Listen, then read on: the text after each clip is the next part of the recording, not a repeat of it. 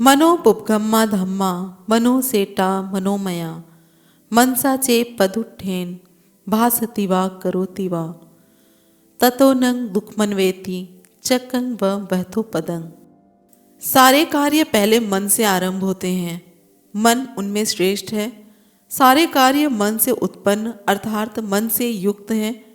यदि कोई मनुष्य प्रदुष्ट मन से बोलता है या कार्य करता है तो दुख उसका पीछा उसी प्रकार करता है जैसे कि रथ का पहिया खींचने वाले बैल के पैर का पीछा करता है।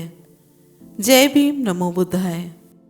अगर आपने पिछला वीडियो देखा है तो आपको पता चल गया होगा कि विष्णु के अवतार बुद्ध नहीं हैं।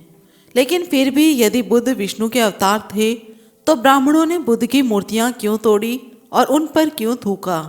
यह प्रश्न प्राकृतिक न्याय के सिद्धांत के अनुकूल सामान्य बुद्धि की उपज और न्याय शास्त्र के अनुसार है कि जब हिंदू भगवान बुद्ध को विष्णु का अवतार मानते थे तो उन्होंने तथागत बुद्ध की मूर्तियों, बौद्ध स्तूपों, बौद्ध विहारों, शिला स्तंभों और शिलालेखों को क्यों तोड़ा?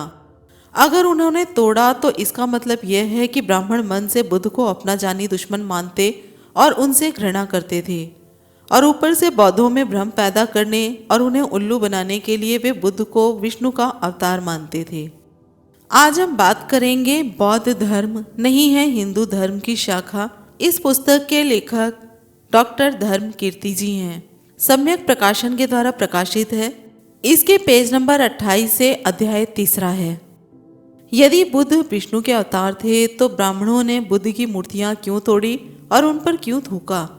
सम्राट अशोक के प्रपौत्र बृहद्रथ की उनके नमक हराम अग्निहोत्री ब्राह्मण सेनापति पुष्यमित्र शुंग ने धोखा देकर हत्या कर दी थी और फिर स्वयं सम्राट बन बैठा। यदि बुद्ध विष्णु के अवतार होते तो पुष्यमित्र शुंग बौद्ध धर्म का जी जान से संवर्धन करता, लेकिन उसने बौद्ध धर्म के साथ शत्रु का व्यवहार किया।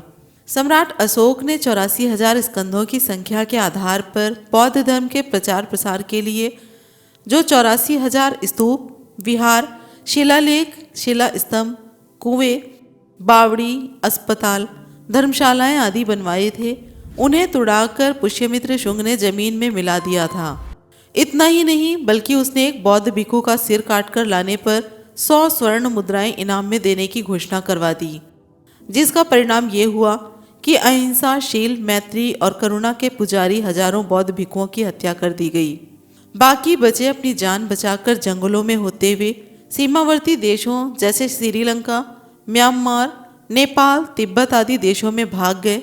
अगर बुद्ध विष्णु का अवतार होते तो हत्यारे और राजद्रोही पुष्यमित्र शुंग बौद्ध धर्म के साथ शत्रुओं जैसा व्यवहार न करता। आज भी हिंदू भगवान बुद्ध को छोड़कर विष्णु के 8 अवतारों जैसे मछली, कछुआ, सुअर, नरसिंह, वामन, परशुराम, राम, कृष्ण और भविष्य में आने वाले कल्कि अवतारों की मूर्तियां बनाकर उन पर भव्य मंदिर बनवाते हैं। इतना ही नहीं, अपनी पुत्री सरस्वती के साथ बलात्कार करने वाले ब्रह्मा, कपटी विष्णु और शिव की मूर्तियां और शिवलिंग पर मंदिर बनाकर उनकी पूजा करते हैं। चूहों, बंदरों और बंदरों के पिता हनुमान की पूजा के लिए मंदिर बनवाते हैं। काल्पनिक देवियों जैसे शैलपुत्री, ब्रह्मचारिणी, चंद्रघंटा, कुष्मांडा, स्कंद माता, कात्यायनी, काल रात्रि, महागौरी और सिद्धरात्रि जैसे 1000 देवियों की मूर्तियां बनाकर उन पर मंदिर बनवाते हैं। लेकिन किसी भी ब्राह्मण और हिंदू ने भगवान बुद्ध के लिए किसी बुद्ध विहार का निर्माण नहीं कराया है। और अगर भारत में बुद्ध विहार बने हैं अथवा निर्मित कराए जा रहे हैं तो वे केवल बौद्ध धर्म के अनुयायियों के द्वारा ही बनवाए गए हैं अथवा बनवाए जा रहे हैं। भारत में ब्राह्मणों और हिंदुओं के द्वारा जितना अपमान महामानव बुद्ध का किया गया है उतना अपमान शायद ही किसी देवी देवता का किया गया हो। विश्वविख्यात नालंदा विहार में बुद्ध की प्रतिमा का अपमान पहले की तरह ही आज भी जारी है। आज भी ऐतिहासिक बुद्ध की प्रतिमा का अनादर किया जाता है। बुद्ध को विष्णु का अवतार कहने वाले लोगों का ध्यान इस तरफ क्यों नहीं जाता और हिंदुओं ने उस ओर अपनी आंखें क्यों मूंद रखी हैं? नालंदा में आज भी बुद्ध की प्रतिमा को अशुभ मानते हैं और इसे भगवान बुद्ध ना कहकर ठेला बाबा कहते हैं। ब्राह्मणों ने क्षेत्र में यह गलत धारणा फैला रखी है कि यदि इस मूर्ति पर मिट्टी का ढेला नहीं मारा गया तो यह आपका अनर्थ कर देगा। इसलिए सैकड़ों वर्षों से महामानव भगवान बुद्ध की मूर्ति को अक्ल के अंधे, पाखंडी, महामूर्ख और पागल हिंदू उस पर मिट्टी का ढेला मारकर अपमानित करते रहते हैं। अब उस ऐतिहासिक मूर्ति को ढेला बाबा नहीं, तेलिया बाबा के नाम से भी पुकारते हैं। जिस प्रकार अनर्थ को टालने के लिए अंधविश्वासी और पाखंडी लोग शनि देवता पर तेल चढ़ाकर उसे प्रसन्न करते हैं, उसी प्रकार बुद्ध की प्रतिमा पर तेल चढ़ाकर अपमानित किया जाता है। भगवान बुद्ध की अमूल्य मूर्तियों को कुएं, बावड़ियों, पोखर, तालाबों में फेंक दिया गया, जो आज भी कभी कभी निकलती रहती हैं। हजारों मूर्तियां तो जमीन से खोदकर निकाली जा चुकी हैं। यथार्थ में यदि भगवान बुद्ध विष्णु के अवतार होते तो पाखंडी ब्राह्मण और अन्य हिंदू भगवान बुद्ध की मूर्तियों का अपमान नहीं करते, बल्कि उनका सम्मान और पूजा करते। जिस बोधि वृक्ष के नीचे भगवान बुद्ध को बुद्धत्व की प्राप्ति हुई थी, उस बोधि वृक्ष की तथागत के अनुयायी पूजा करते थे। इसी प्रकार जिस वज्रासन पर भगवान ने बैठकर कठोर तपस्या की, लोग उसकी भी पूजा करते थे। यदि बुद्ध यथार्थ में विष्णु के अवतार होते तो ये पाखंडी ब्राह्मण और अंधविश्वासी हिंदू भी बोधि वृक्ष और वज्रासन की भी पूजा अवश्य ही करते। लेकिन बुद्ध से ईर्ष्या और द्वेष रखने वाले ब्राह्मणों ने बोधि वृक्ष की जड़ और जड़ के रेशे तक को काटकर और उखाड़कर जला दिया, वज्रासन को तोड़कर फेंक दिया। महान सम्राट अशोक के द्वारा जो महाविहार निर्मित कराया गया था, उसे भी तोड़ फोड़ कर दी गई और पूरे विहार को मिट्टी से ढक दिया गया। मथुरा प्राचीन काल में बौद्ध धर्म का बहुत बड़ा कला केंद्र था। चीनी यात्री युवान चुआंग के अनुसार वहां पर यमुना के किनारे अनेक स्तूप और इधर उधर अनेक विहार बने हुए थे, लेकिन ब्राह्मणों ने उन्हें तोड़कर जमीन में मिला दिया और बुद्ध की अमूल्य मूर्तियों को कुओं, तालाबों में फेंक दिया, जमीन में गाड़ दिया गया। जो आज भी मकानों की नींव खोदने, कुआं आदि बनवाने व टीले के उत्खनन में सैकड़ों बुद्ध की मूर्तियां पाई गई हैं, जिनको मथुरा के ऐतिहासिक म्यूजियम में देखा भी जा सकता है।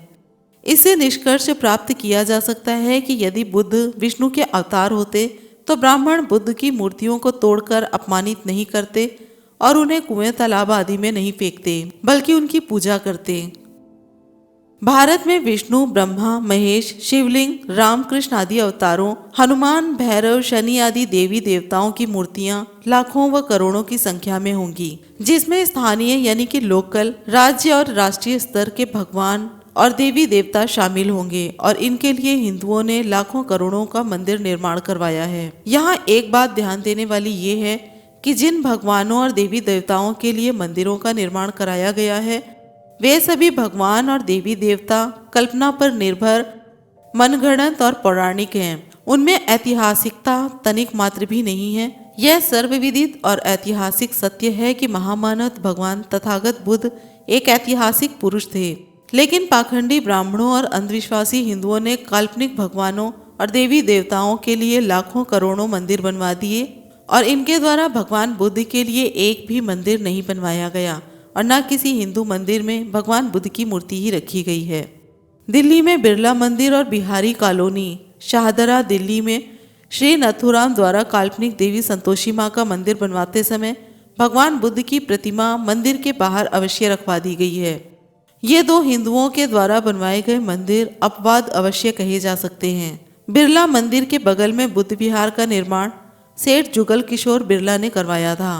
उसी संबंध में भदंत डॉक्टर आनंद कौशल्यान अपनी पुस्तक यदि बाबा ना होते के पृष्ठ नंबर 84 पर लिखते हैं, फिर एक दिन की बात है कि नई दिल्ली के प्रसिद्ध बिरला मंदिर के साथ वाले बुद्ध विहार में दानवीर सेठ युगल किशोर बिरला और डॉक्टर अंबेडकर पास पास खड़े थे।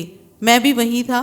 सेठ युगल किशोर बिरला ने कहा, देखिए, भारत के सबसे बड़े महापुरुष के लिए हमने ये मंदिर बनवाया है। मैं सोच ही रहा था कि डॉक्टर अंबेडकर कहेंगे कि बहुत अच्छा काम किया, लेकिन मेरे कानों को विश्वास ना हुआ जब मैंने ये सुना कि डॉक्टर अंबेडकर कह रहे थे, क्या खाक किया है, भारत के सबसे बड़े महापुरुष के लिए वह जरा सी कोठड़ी बनवाई है और उन काल्पनिक देवी देवताओं के लिए इतना बड़ा मंदिर।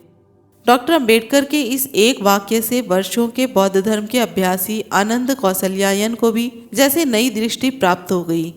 इससे पक्के तौर पर प्रमाणित होता है कि भगवान बुद्ध विष्णु के अवतार नहीं थे। यदि वे विष्णु के अवतार होते तो बुद्ध भी श्री कृष्ण की तरह स्वयं को ईश्वर बताते और ब्राह्मण और अन्य हिंदू ब्रह्मा विष्णु महेश राम कृष्ण आदि के मंदिरों की तरह भारत में लाखों बुद्ध के मंदिर बनवा देते, पर तथागत की मूर्तियों को कदापि नहीं तोड़ते। आज की इस छोटी सी जानकारी के बारे में आपकी क्या राय है, कमेंट बॉक्स में ज़रूर बताएं। वीडियो पसंद आई हो तो लाइक कमेंट शेयर करें और चैनल को सब्सक्राइब करें। फिर मिलते हैं अगले वीडियो में। जय भीम, नमो बुद्धाय, जय संविधान।